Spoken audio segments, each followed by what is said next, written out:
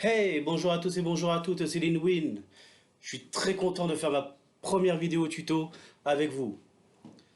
Alors comme je vous l'ai annoncé lors de ma première vidéo pour présenter ma chaîne, cette première vidéo sera sur les différentes versions de Windows 10, car c'est encore la version la plus répandue, même si Windows 11 commence à se répandre un petit peu. Voilà. Après, par la suite, on verra aussi les différences entre toutes ces versions-là, mais ça, on verra ça dans cette vidéo-là. Alors installez-vous bien confortablement, c'est parti et bon visionnage. Alors, sachez que déjà, il y a 4 versions de Windows. Le Windows familial, le Windows Pro, le Windows Enterprise et le Windows Éducation. Donc, il n'y a pas beaucoup de différence entre les 4, mais vous allez voir ça un petit peu plus loin. Dans les fonctionnalités de base, on retrouve toutes les fonctionnalités de base dans les 4 versions. Vous voyez, tac, tac, tac. Pour l'assistant vocal Cortana, là, c'est pareil. Vous avez sur toutes les versions, vous les avez, il n'y a pas de problème.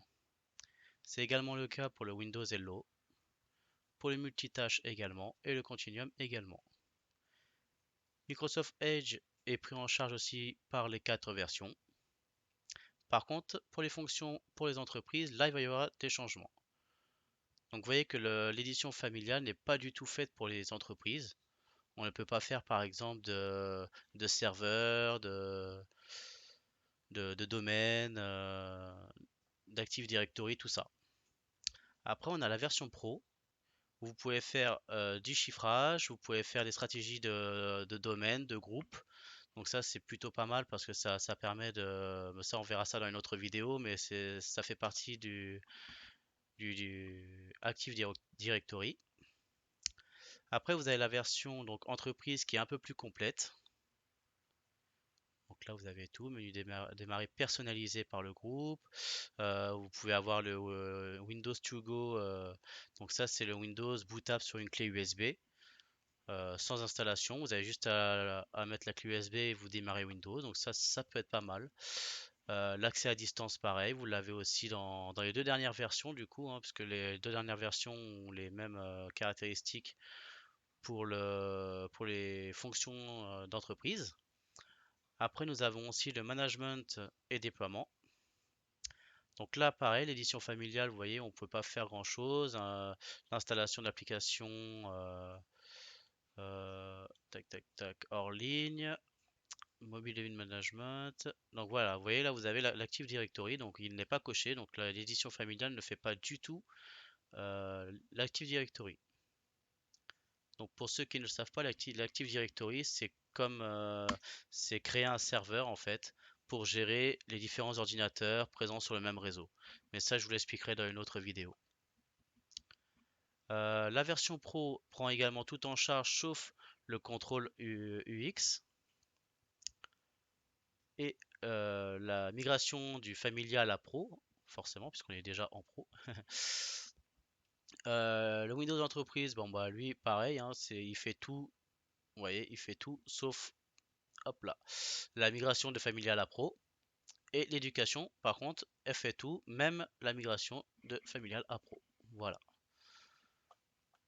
Pour ce qui est de la sécurité, là pareil, le Windows familial, des- vous pouvez pas protéger vos données aussi bien qu'une entreprise.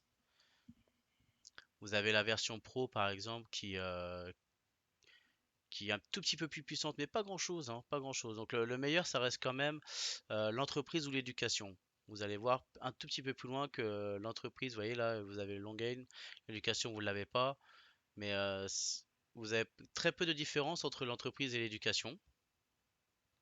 Voilà, donc pour ceux qui veulent faire des stratégies groupe, de l'Active Directory, gérer une entreprise, ce serait plutôt le Windows Entreprise qui serait bien, voire le Windows Pro. Vous pouvez aussi le faire en Windows Pro, en sachant qu'il vous faudra forcément un Windows Server également, hein. Pour trouver du coup l'ISO, j'ai bien dit l'ISO pour les quatre versions, puisque un seul ISO suffira. Nous allons sur Internet, nous tapons tout simplement ISO Win10. Nous allons prendre, alors, tac tac tac, le site de Windows. Voilà, il est là. Le site de Microsoft, pardon. Et là, vous faites par exemple télécharger l'outil maintenant. Donc quand vous le téléchargez, hop, tac, vous pouvez l'ouvrir, vous l'exécutez.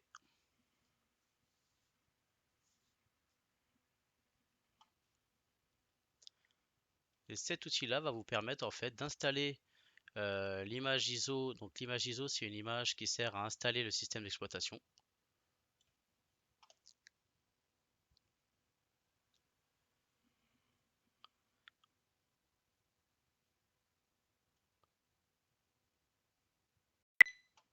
Voilà, donc ça a fini de charger, donc nous revoilà. Donc là, nous cliquons sur accepter.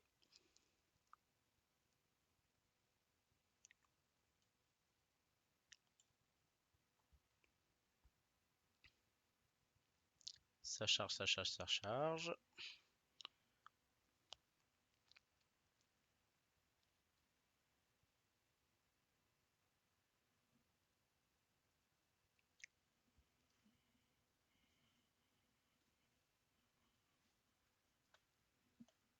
Voilà, donc là, vous avez mettre à jour le PC maintenant ou créer un support d'installation, par exemple une clé USB ou un DVD. Donc pour ça, ça va vous créer un fichier ISO. D'accord? Donc nous allons plutôt faire ça. Donc créer un support d'installation. On va mettre suivant. Donc ça, on n'a pas besoin d'y toucher. La langue est déjà sélectionnée. Windows 10, 64 bits si c'est le cas de votre ordinateur. Voilà, donc là, ça vous demande si vous voulez le mettre directement sur une clé USB que vous auriez déjà branchée ou si vous voulez télécharger le fichier ISO. Donc nous on va télécharger le fichier ISO. Et on va mettre ça, hop, on va mettre ISO. Donc ça va s'appeler windows.iso. Donc vous voyez, ça finit toujours par un point ISO quand c'est des fichiers exécutables pour installer des choses. Donc vous avez très bien Windows, vous avez aussi Office que vous pouvez faire en ISO. On enregistre. Donc là, ça va prendre un petit moment. Donc, je ne vais pas vous faire patienter, nous nous retrouvons quand ce sera terminé. À tout à l'heure. Donc vous allez voir ce qui va se passer par la suite.